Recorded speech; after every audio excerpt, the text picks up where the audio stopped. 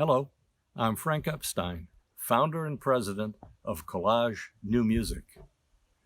It is my pleasure to introduce to you our latest online presentation entitled The Composer Speaks. The Composer Speaks is an opportunity to introduce composers directly to you. Our guest today is Michael Gandolfi, a composer with a rich background in jazz, blues, and rock, which he has developed into a vivid sense of curiosity, with a wide interest in science, film, theater, and art. Currently head of composition at the New England Conservatory of Music, he is also head of composition at the Tanglewood Music Center. Michael has received numerous orchestral commissions, including the Boston Symphony Orchestra and the Atlanta Symphony. His latest composition, a mammoth symphonic score entitled In America, was written to celebrate Leonard Bernstein's 100th anniversary. Premiered at Tanglewood in 2018, it was a resounding success. Michael will be interviewed by music director David Hoose. We thank you all for joining us, and we hope this experience will bring you closer to new music and the composers who write it. Good afternoon, Michael. It's a pleasure to see you. I appreciate your taking the time to chat with me about you and your music and the world and whatever's going on. Yes, well, thanks, David, and it's great to see you too.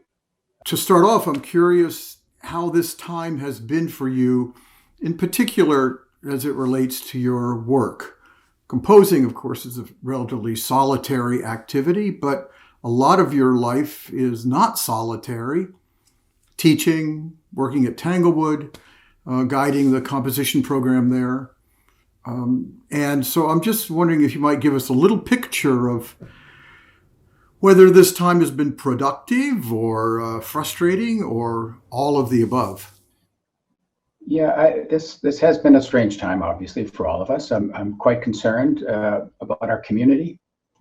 I haven't been as productive as I typically would be. Usually I'll at least write a piece during the course of the summer. I have I had deadlines to meet. They've all been pushed off by a year now. So my original plan was to have a piano concerto to write for the Atlanta Symphony and Marc-Andre Hamelin, and that was to be premiered in the first part of 2021. So I was intending on writing this over the summer and finishing it off right about now. So I put that aside in favor of doing a lot of study and also preparing some pieces that, I shouldn't say preparing pieces. I should say preparing some recordings that I don't normally do. My habit isn't to get concert recordings and really work hard on them and get them out there. I usually just go on to the next piece and let that stuff kind of find its own way. But this summer at Tanglewood, they had a concert series, which was the rebroadcast of pieces from their archives, some of which were Tanglewood Music Center pieces. There was a mix of Boston Symphony Orchestra pieces and Tanglewood Music Center pieces. And of course, the BSO pieces are very well documented because for, I don't know how many years now, I'm going to say at least over 5 years, they have video. Well, they've always had video projection, as far as I can remember, onto the lawn, but now they have projection inside the shed. And it's quite a view if you've witnessed one of these. If you sit back to the back section, you'll have a big screen in front of you, and the operation of the cameras is superb. Basically tracing the piece and following the instrumentalist if there are solos or the sections that are most active and so on. Shots of the conductor, and it's quite dynamic. So I'm sure it was fairly easy to put those concerts together or to get that video and prepare webcasts. But what I was not aware of is that also goes on at Ozawa Hall. I know that there's at least one camera for the conductor, so the front-facing camera for the conductor, and one camera in the hall that's just general camera that captures the whole stage. And I had a piece that was premiered in 2018 as part of the Leonard Bernstein 100th birthday celebration, which was selected as one of the broadcast performance pieces.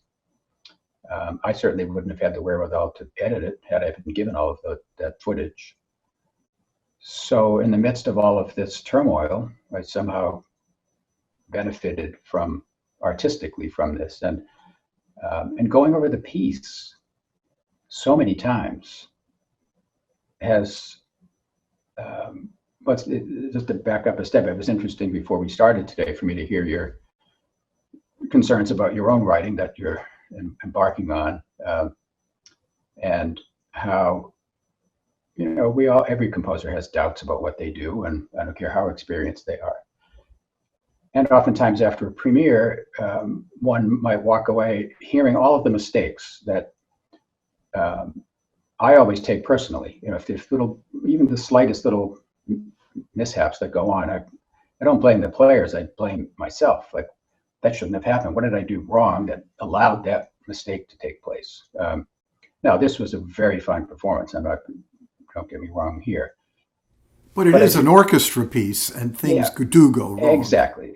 And so it was one of these situations that's not uncommon for me, where after the premiere, it was a very successful premiere. I couldn't be happier, actually. But I still was feeling a little bit like, I'm not so sure I want to go home and listen to this. I enjoyed it in the hall, but because I know the little things that don't go right, they will become amplified when I'm sitting at home listening to it. But because of this, the way this was put together, none of that is there now, and I'm able to really assess the piece well. There are some things that I will change, some minor orchestrational revisions that I think will have a major impact on the piece, actually, but they're fairly easy to effect. But I'm able to do this because of this, having gone over it in the way that I've gone over it. It's almost like I've had 50 performances of it, and now I can really sit back and put the screws to it, so to speak. So I'm thrilled about that, and I'm anxious to get to that, and that's something that I will do in the next few weeks. So much to talk about, but how often are you able, or are you even inclined to go back and make revisions in your music, either of, shall we say, cosmetic form, that is, orchestration things, or more structural changes in a piece? You may not be inclined to do it. You may also not have the time to do it. Yeah. You said earlier, I write the piece, it gets performed, and I'm on to the next piece. So you didn't say it quite that bluntly, but I think that's what you meant. So I'm wondering if this, not only the quality of this experience of getting to listen to and watch your piece for 6 singers and orchestra, whether that in itself enabled you to make little revisions or to think about making revisions in the piece, or whether it's something that you tend to do anyway. Well, that's a very good question, David. In my experience and with the composers I know, there are those who do a lot of revising. That's just part of the way they work, and it works well for them. I'm not one of those. Then there's the other camp, where there's everything in between, but the two extremes would be those who know they're going to do a lot of revision, and they get through the premiere, and then that enables them to make all the fixes that need to be made. And then there are those, as I am, who basically feel as though if something didn't quite go right compositionally, we're going to fix it in the next piece, and go through the process. And it's not in an effort to be sloppy. It's my kind of, I guess, my philosophy has been, at the time I wrote it, I believed in it. I didn't find any fault with it. Now, I'm not talking about, if it's orchestrational issues, those will get fixed. I liken it to, the orchestration is the delivery system. The piece is the piece. The piece is the speech you wrote, but then the speech has to be delivered. So if the speech you wrote, which you believe in, is not delivered well, in other words, it'd be like putting your hand over your mouth to deliver your speech. You know it's a great speech, it's just not getting out there. Then something has to be done about that. So I don't consider those revisions. Those are fixes to make the delivery system work. So, and when I talk about my colleagues who revise, they're not just fixing orchestration; they're actually changing notes, and that sort of revision. I feel as though I believed in the piece at the time. I believed in the notes, every single note, and it's almost like growing up. When if I were in front of you now, even 10 years ago, I might be a little embarrassed about who that person is and what they're going to say to you, because I'm a different person than that person. But I can't go back and change that person. I can only be who I am now. So composition is like leaving little copies of yourself behind you. And you just have to, that's life. If you keep going back to those copies and trying to bring them up to the present day, in a sense, why not just write one piece for your whole life and continually update it according to your thinking? That's a bit extreme, but that's what I convinced myself of anyway. And I just wanted to leave the little copies and let them speak for themselves.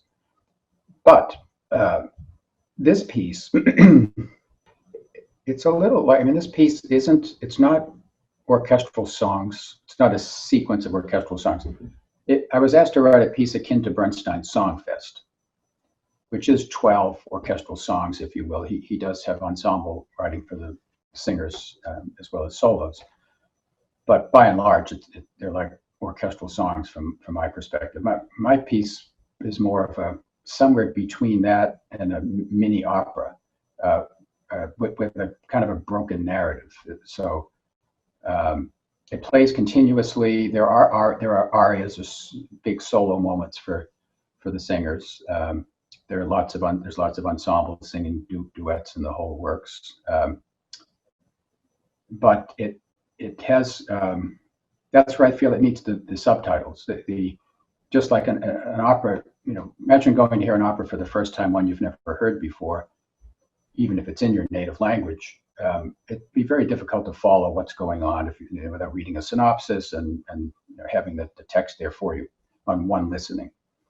Now, this is only half an hour long, this piece, so it's not like a full-length opera, the kind of attention that would require.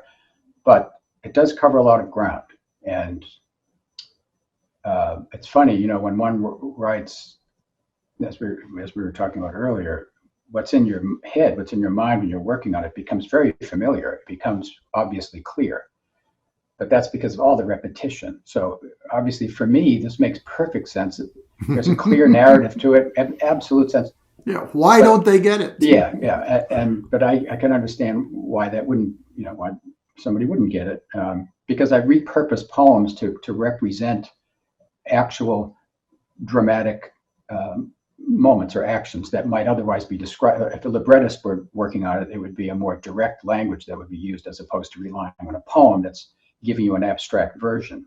And so you said the piece was quasi-operatic, and is that could have emerged from the choice of texts, but I also wonder whether it emerged from the fact that there were 6 singers, and in some respect, some of the singers might end up representing characters in some way that might be operatic, in a way that in an oratorio or in a cantata of some sort, that might not be the case. Yeah. Yes. It's not a thread through the whole piece as you would have in an opera. But there are moments where for example, the Bobby Kennedy character is the tenor, and there's text that gets peppered around Bobby Kennedy. That there are other voices that come in, but he carries that thread through. For that moment, he's Bobby Kennedy. The Cesar Chavez moment is undeniable, although it's not carried beyond that. So in that sense, it's more like a song. But the operatic, the abstract operatic element, and maybe I'm going too far afield to try to make the analogy, but I think just has more to do with the fact that there is a narrative thread, as I see it, through the piece, which of course there can be in a song cycle too. But this, I just think it's a little different, because this is it. What was in my mind, David, was Leonard Bernstein, who was very outspoken about politics of his day. And I have to believe that if he were to write his Songfest today, or when I wrote this piece a couple of years ago, it wasn't going to be some sweet piece. He would do some. It would be some message in there. I believe. I have to believe that about our times.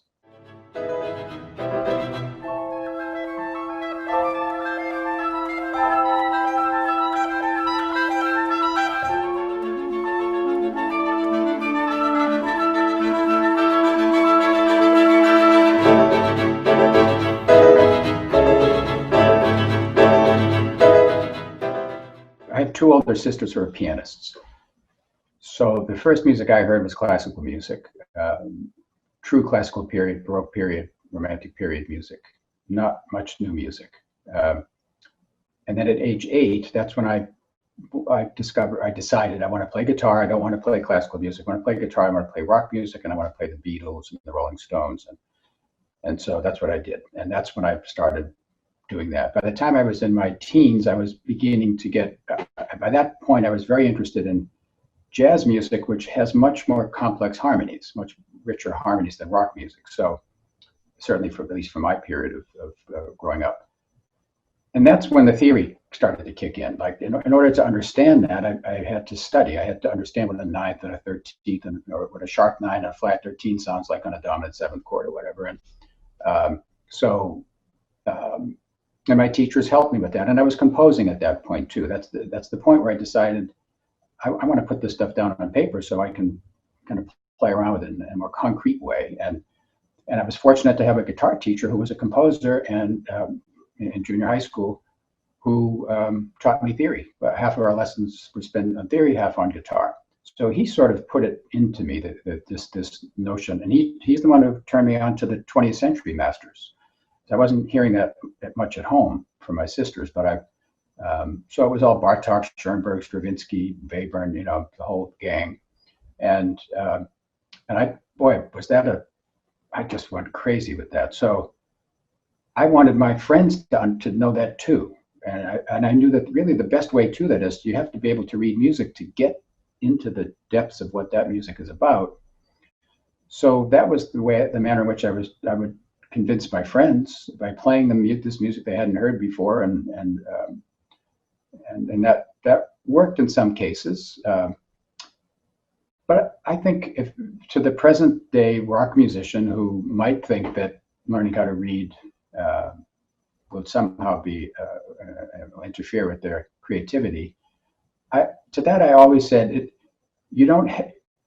can't possibly hurt. It just can't. You can choose to just tune that out. And learning how to read doesn't mean you all of a sudden can't play and improvise and forget about what it's going to look like on paper. So I feel like that's a hollow excuse. One can only benefit from it. Having more knowledge is not going to be harmful. So that's the best advice I can give, because it will lead to a much richer palette of music making that's out there that you can then bring back into your fold. So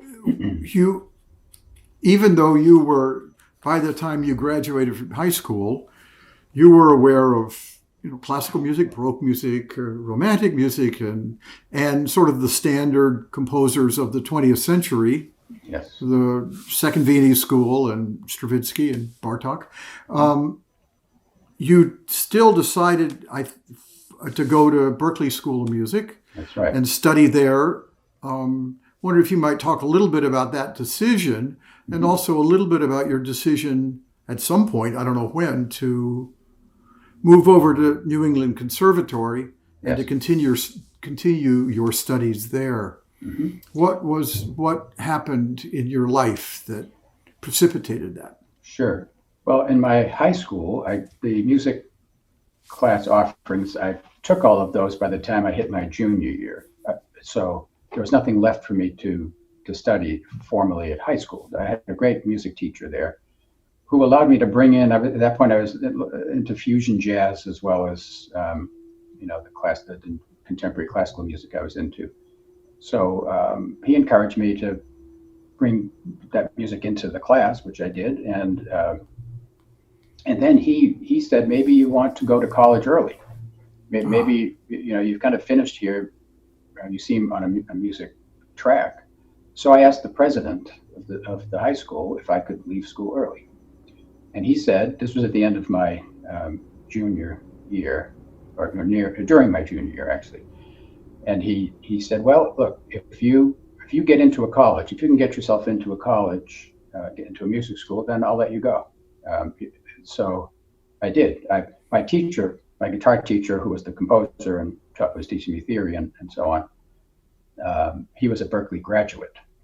So he encouraged me to major in composition. John Bavicki was the head of composition in those days. And Bill Maloof was there as well. And he said, major in composition and minor in guitar. And so I went to Berklee and asked if I could do this. They gave me a few tests and said, yeah, sure. And in those days, I had the greatest time. What happened was I went back to my principal and said they will accept me. And he said, okay, you have one more math class you have to take for credit. It was finite mathematics, and I'm glad I took this class. So I had to stay for one more semester. I left in January of my senior year to go to Berklee College. But Berklee College put me in, they had an accelerated program then, in which you would study twice as much material per semester than the regular curriculum. There were 6 of us in this accelerated session, which was great. I had wonderful big band leaders. John LaPorta was one. I had Pat Metheny was one of my guitar class teachers. Fantastic. Yeah, he had just come up with the Gary Burton Quartet. Became the Gary Burton Quintet during that semester, my first semester at Berklee. And sensational. Yeah, I had these teachers were absolutely fantastic, and Pat was playing every night. I mean, they were all playing every night. So I got a great dose of. Pat was not my private guitar teacher. He was one of my accelerated classroom teachers, and so I came back after one semester at Berklee to do my graduation at high school, having completed a year's worth of the Berklee curriculum. And I stayed on for one more full year in that program. So in a year and a half, I did 3 years worth of. I only had one more semester to go. But at that point, I met Tom McKinley, who had moved into my town, into Reading, Massachusetts, and his son was slightly younger than I was, and he was a really fine jazz pianist. So we started a band together, and then that's how I got to know his father, and his father learned I was a composer, and he was brought to New England Conservatory by Gunther Schuller, who was the president of NEC, and Tom said, oh, you've got to come over to NEC. But I didn't feel like I had enough pieces written to really get a good start there. So I took a semester off and wrote a few more pieces. I remember I met with Don Martino, who was the chair of the composition department then, and they accepted me into NEC, and that's how I ended up sliding over to NEC. And but I didn't lose my love of jazz, because I met up with some of my classmates at NEC who, like me, were into playing jazz, and so I formed a new group with my NEC classmates, one of whom was Bob Nesky, who was a very fine composer and a great bass player. So we had this great little band that we played around town with, and that's how it went. And of course, Gunther Schuller was encouraging that in a way that it might not have been encouraged at that time in other conservatories. Yes. So what was your music like when at that junction in your life, when you moved from Berklee to NEC? You said you took a semester off, wrote some pieces. What are those pieces like? Yeah, they're atonal, sort of general atonal pieces, kind of post-expressionist imitative pieces. Not 12-tone. I didn't. But they're like, in the free atonal period, as we call it, from Schoenberg's early writings, and but a little, clumsy. And one of the things that I fought with initially was I was coming heavily from the jazz world as a performer, so I was so used to really precise in the pocket playing. And when I was writing my chamber pieces, I was imagining them being played metronomically, like absolutely no variation. And the first time I had a chamber piece played where people were phrasing and trying to make music out of it, I was horrified. I thought, that's not my music. It's not sounding right.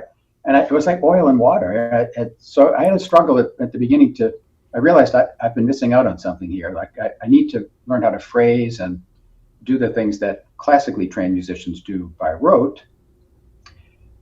Yeah, but at the same time, I would like to groove sometimes too. So it took me a good number of years to reconcile all of that, actually, to finally get to the point where I feel I can do both without worrying about it failing.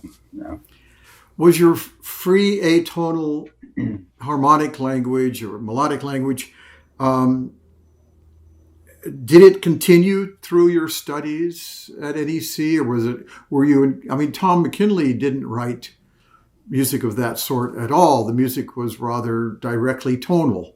Yeah. Not when I first started modally studying. Tonal. Yes. That's the preponderance of his music now, looking back over his life. But when I was studying with him in those early years, we're talking the mid 1970s, he was writing this is how it was with his writing.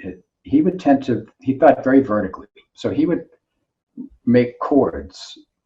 He was a good pianist, and I think probably what he would do is sit down and do a lot of improvising, figure out these harmonies that he liked, and then activate them. It's a form of writing that he's not alone in doing this, but it's not the way I worked. I tended to think linearly, not in this chord to chord kind of approach. But he had a lot of facility, so he was able to. It was a good match. But when I found Martino at the conservatory and I had classes with him, he wasn't my studio teacher, but I had classes with him when I was his assistant, also department assistant, and I was able to show him my music. I felt I was more lined up with what he was doing, and so I did a lot of studying of his music and learned a lot from him in the classroom. And I remember the day that I stumbled upon my own form of 12-tone music, which was, I wasn't making, how can I describe this? I had the way, in a traditional sense, the traditional way of doing 12-tone music, you have structured rows, meaning that the lines themselves are all derived from the same interval sequence and manipulations of that sequence, what's called the series. And the harmonies you work out the placement of those notes so that you get harmonies that don't have any duplications. And that's called an aggregate. You have an unordered group of 12 notes, which is operating between the instruments, but every instrument is playing a very ordered set of notes in terms of their individual lines. I did exactly the opposite. I had ordered 12-note complexes, and the lines that people were playing were 12 notes, but they were completely unrelated to a principal set. And I was like pulling notes out of the cloud of ordered 12-note, and that was my first attempt, my first kind of clumsy attempt. And I remember showing that to Martino, and he said, it's kind of a backwards way of doing it. He said, but it's working for you, so just, go with it. And I remember him saying something like, it's good that it happened naturally for you. You didn't sort of learn it from the book. You in a way just found this through your own manipulations. And then, of course, after listening to his lectures, which are intense, I mean, absolutely intense, those classes he gave, we used to walk out just saying, I mean, what in the world? He was so certain about everything that he did and how he did it. And he'd be shouting stuff out, like we'd be listening to this, complex music, and he'd be saying, okay, we're on the second theme now. This is the development section, like tracing out a sonata form, and we're like, we would look at each other like, did you hear that? We'd go running to the library, listening on recordings, trying to figure out, so it was a little intimidating in a way, but exhilarating at the same time. And I studied all of his writings and Milton Babbitt's writings and the whole works, and then realized what his unique contribution to it, interestingly enough, is that he rarely did the unordered 12-note complexes. He was keen on, he always had his 12-note rows going, or pretty much always linearly, but he did these hexachordal alternations that were very controlled. So it was almost like a 1-5, 1-5, whatever progression, but in 12-note language, whereas the other 12-toners didn't do that. They like Milton's whole thing is nothing like that. It's it's more the well, it's very complex in its own right. But anyway, I was completely ensconced in that. And Tom, I couldn't bring that into Tom because he wanted me to be more intuitive, and he didn't like the idea that this intellectual structuring was going on. But I managed to get through it. Where do you find yourself now? Well, yeah, now I'm now it's just like, I think of all of my teachers and all the studies from all those early years and all the experiments and pieces and everything, I've just kind of subsumed it all. And one day, sometime after graduation with my master's degree, so this would have been in the early 1980s, I reconnected with my rock and jazz roots, which I had pushed aside slowly as I got more and more into my studies. And then I realized that there's music there that I really love, that's not fitting into the music I studied. And one day Peggy Friedland, who was my girlfriend at the time, long-standing girlfriend, and we're still great friends. She's a very fine flutist and musician, and she was playing with the Boston Ballet company during those years. And I remember she said, "Oh, you've got to come hear me play this great ballet we're doing. It's Prokofiev, Cinderella." And I remember thinking, well, I don't want to go hear that. My head was so much into, the Second Viennese School and so on. And but I went, and I remember thinking, wow, I used to love music like this, and I need to get back to this. So somehow all of that, I guess, leads to the present day, which is that I guess I'm writing more tonal music now, but it always has a 12-tone. I can't get away from that 12-tone stuff. So the surface might be sounding a heck of a lot more tonal, because it is, but it's not tonal in the functional way. And it's some weird kind of hybrid. And I'm much more intuitive, I guess. I can't get away from structuring things, but I'm trusting more in the intuitive. But it's the best of all those worlds, the intuitive and the intellectual or the analytical, just really coming together in ways that are uniquely yours. I mean, your world is a huge one, as it has been since you were a kid and well into your mature composing life. And I'm just wondering,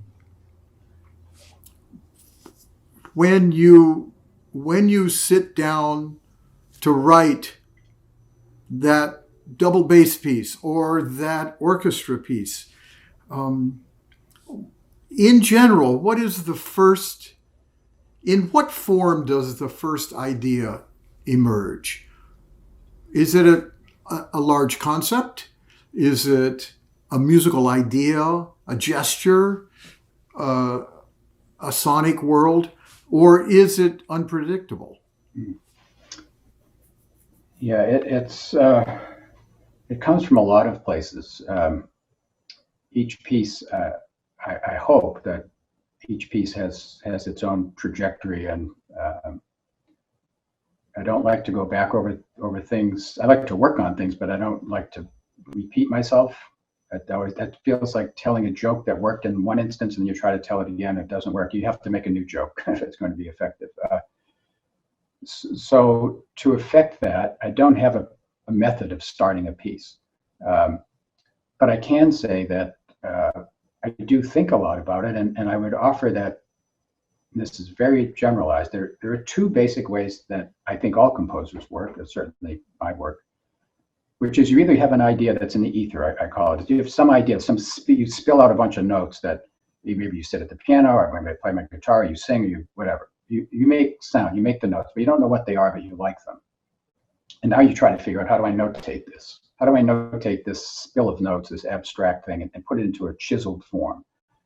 I call that grabbing from the ether. The other way is you start with an idea, like, to be simple about it, you say, I think I'll write a waltz. Well, now already you have a structure. I mean, if you're going to adhere to a waltz, you're going to write in 3. You decide if you want it to be fast or slow or whatever. but there's already a whole scaffolding there. Now you go and find the idea that fits the waltz. That's not coming from the ether. It's like you have a metal cage in front of you that you need to fill up. That's a different process.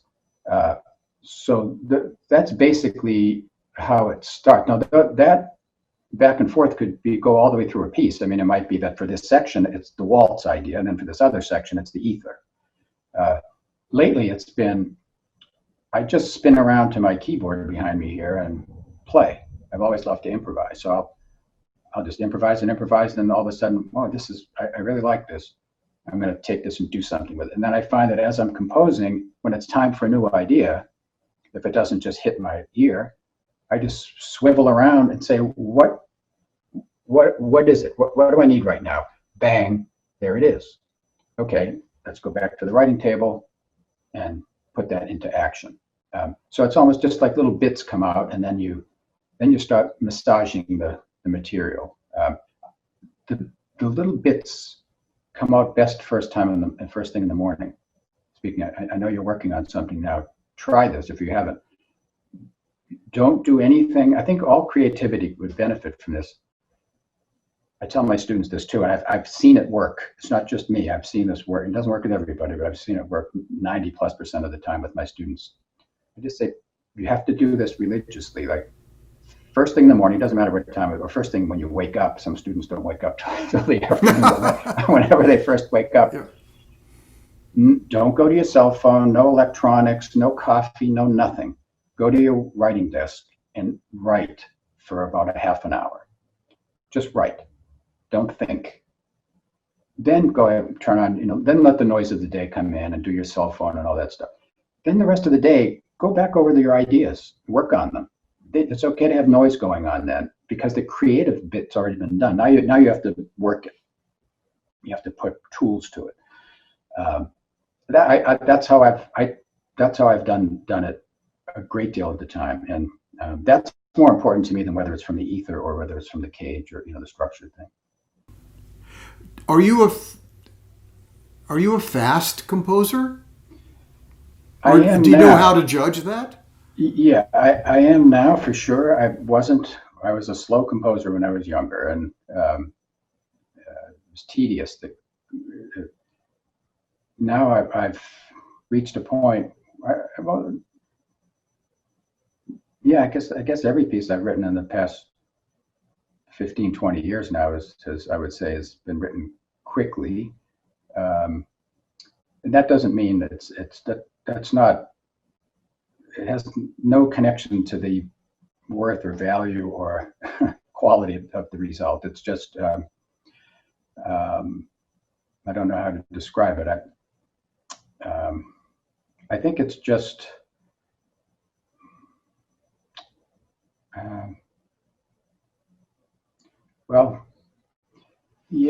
trust and concentration, maybe the ability to just really lock in and get lost in what's called flow, what psychologists call flow, where time kind of stops, and the sun rises and sets in one arc. You can almost see it. You don't eat, you don't drink, you're just working, and it just seems to go by in 2 seconds, and you're enjoying it.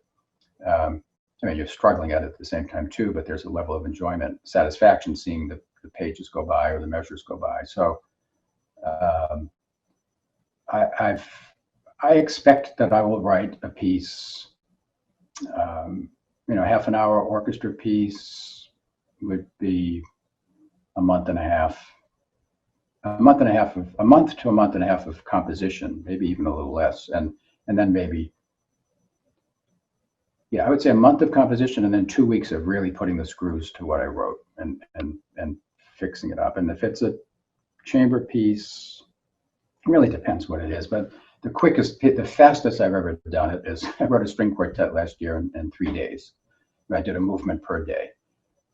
Which for other composers in the past is no. Yeah, we'll never match Mozart. Yeah, forget it. Yeah. But it was just, I wanted to write a movement each day. So I got up in the morning and went off to it. And instead of taking a break after coming up with some ideas, I just stayed with it. And it felt good. And I feel like it's, I think I can make I can make the continuity of the piece better by doing that these days. In the past, I needed more time to work it out. It's not to say that this won't change in the next piece or whatever. I have plenty of friends who take much more time and they produce beautiful pieces. And I have to say, I need a break. I don't do this one after. I can't keep up that momentum. It's too much. I think composers are either tortoises or hares. Anyway, that's what I've figured out. And so I'm a hare, and other composers are tortoises, and other composers are hares too. Schoenberg was a hare, and Stravinsky was a tortoise.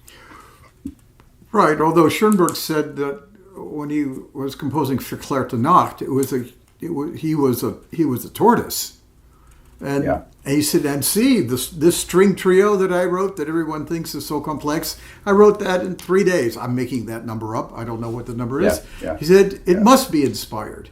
I mean, I understand why that happened, but it seems like it changed during his life. Yes, and certainly Stravinsky was quite deliberate in what he was doing. Yeah.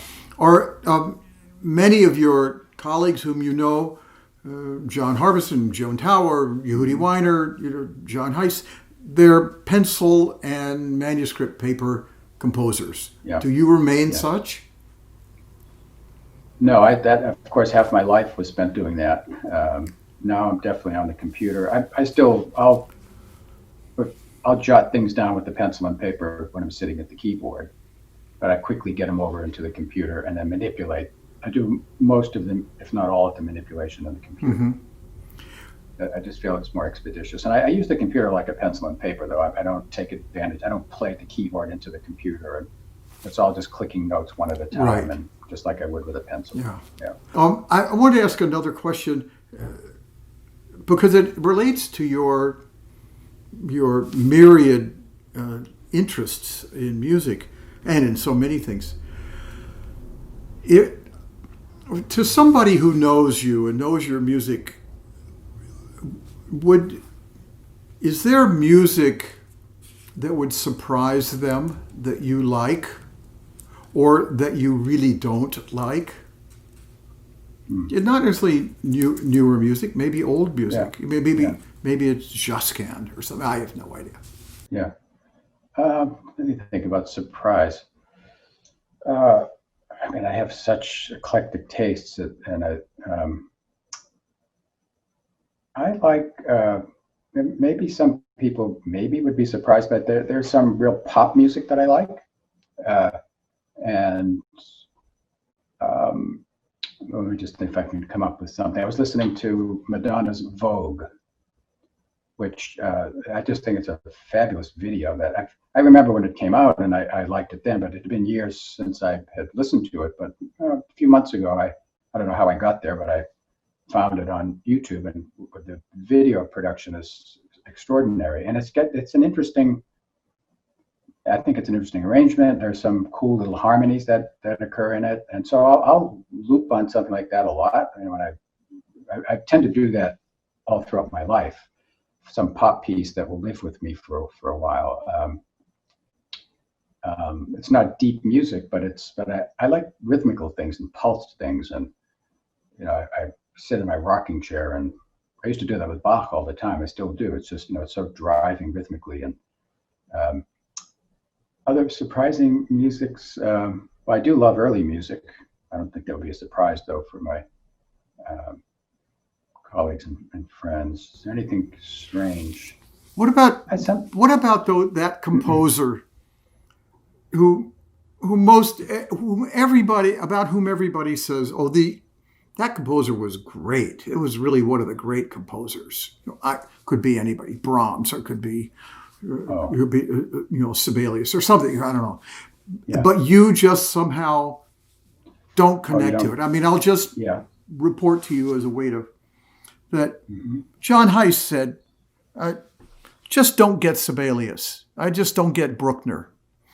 And Joan Tower said, I've had it with Schoenberg. And hers was a more nuanced response than that. But that's the basic idea. They go, oh, really? You don't like Sibelius? I'm surprised. Yeah. Well, let's see.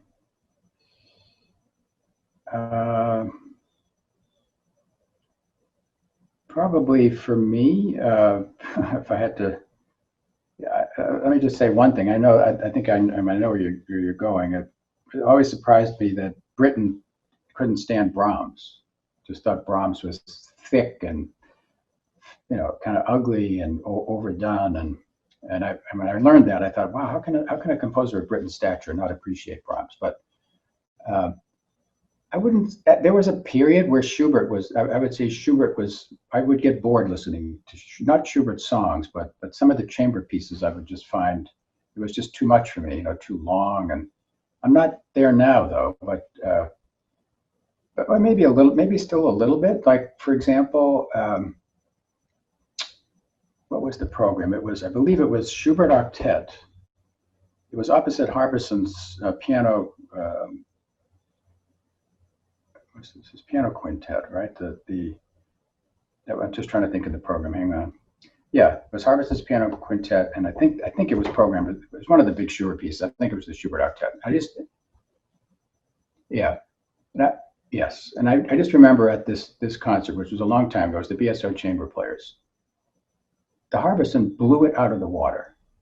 Honestly, for me, it was like Harbison's piece is just way better. Like I went home and I wrote a letter to him that I didn't send, and it was so long ago, and it's somewhere on some computer hard drive somewhere. Well, during this COVID thing, I've actually went looking for it. I couldn't find it because I've been intending to send it to him. It would be kind of fun to go back so many years. We didn't know each other well, hardly at all back then, but that said something to me. It's like Harbison is like I was into every second of it. And the Schubert, I was slogging through it, and it's all these pieces. Of course, I studied when I was in school. It was just required study. But now, I was like that with Bruckner too. That's why I'm being a little hesitant because I love Bruckner now. In fact, I just went through all the Bruckner symphonies yet again. I go through them a few times a year. I just go through the whole cycle, and I have all the different versions, and it's.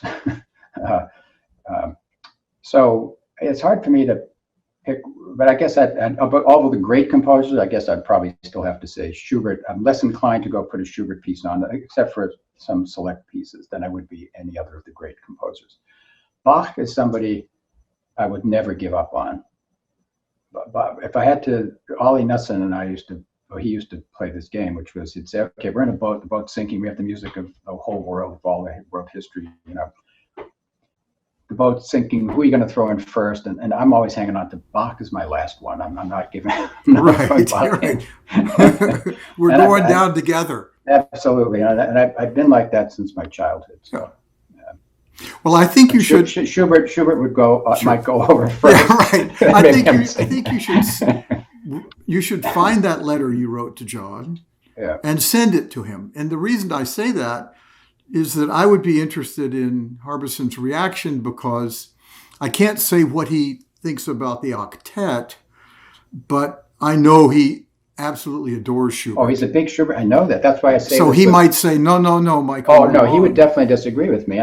But he would be. But he's, he used to tell me every year that Chris Rouse, who unfortunately passed away this year, or about a year ago, I guess, he didn't like Verdi. And John's a big Verdi lover, and every summer, John said, Chris Rouse would go through the whole Verdi repertoire and call John up and say, well, I did it again. I went through all of it, and still it's not doing it for me. And I love that. I love the fact that he kept going back at it. And I feel that way about Schubert. I don't think that when I say, that's why I've been so reluctant to say it. I don't say it out of hubris Schubert was a great, one of the greatest of the greats. I know that. It's me. I'm the one who's the problem here. So I say, well, I'm humble in saying it, that I'm humbled in saying it, that I need to. The onus is on me. I got to do the Chris Rouse thing and just keep doing it, and then one day I can call John up and say, I love every piece of Schubert, because John's a big Schubert fan, and he's he's one of John's somebody I have the most respect for, and I'm so happy that we have such a great friendship. Yeah. Well, Michael, this has been a very enlightening and delightful conversation. And I am immensely grateful, as I'm sure our viewers are, at having gotten to spend this time with you, talking about your music and, at the end, other people's music.